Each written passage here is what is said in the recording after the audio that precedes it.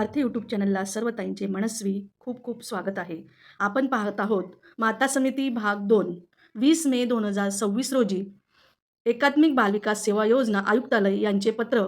विषय होता लाभार्थ्यांना देण्यात येणाऱ्या गरम ताजा आहार तपासणीसाठी माता समितीने करावयाच्या कार्यवाहीबाबत.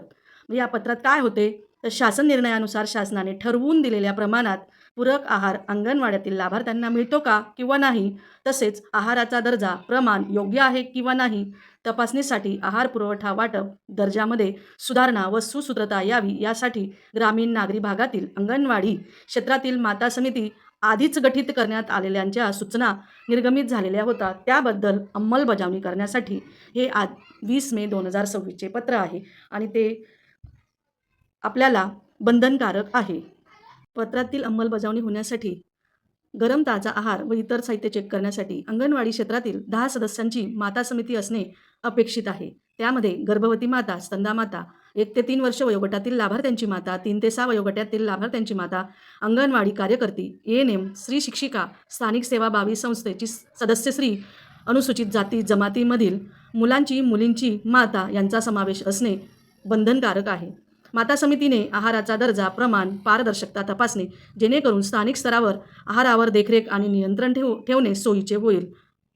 गरम तपासणी आहारात असे एकूण 13 प्रकारचे मुद्दे आहेत आणि हे वाचण्यासाठी व्हिडिओच्या खाली लिंक टाकलेली आहे, तिथून तुम्ही या पत्राची प्रिंट काढू शकता, डाउनलोड करू शकता.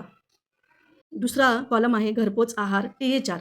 या ठिकाणी एकात्मिक बालविकास योजनेअंतर्गत 6 महिने ते 3 वर्ष गरोदर स्तनदा माता तसेच आकांक्षित जिल्ह्यांसाठी किशोरवयीन मुलींना तीव्र कुपोषित बालकांना पुरवठा होत असतो. हा THR पुरवठा कालावधीत सुव्यवस्थित व त्याची प्रत व्यवस्थित आहे का व THR प्राप्त झाल्याच्या नोंदी व्यवस्थित आहेत का हे तपासणे महत्त्वाचे आहे. तसेच पंचनामा करून या ठिकाणी वहीत नोंद होणे तेही महत्त्वाचे आहे. अनिवार्य सदस्य या ठिकाणी 1 ते 3 वर्ष वयोगटातील लाभार्थ्यांची माता, 3 ते 6 वयोगटातील कुपोषित बाळांची माता, अनुसूचित जाती जमाती प्रवर्गातील मुलांची व मुलींची माता व अंगणवाडी सेविका यांचे या ठिकाणी नोंद असणे आवश्यक आहे. इतर सदस्य उपलब्धतेनुसार गरोदर माता व स्तनदा माता व इतर सदस्य THR तपासताना उपलब्धतेनुसार केले तरी चालणार आहेत. तिसरा मुद्दा आहे अतिरिक्त आहार.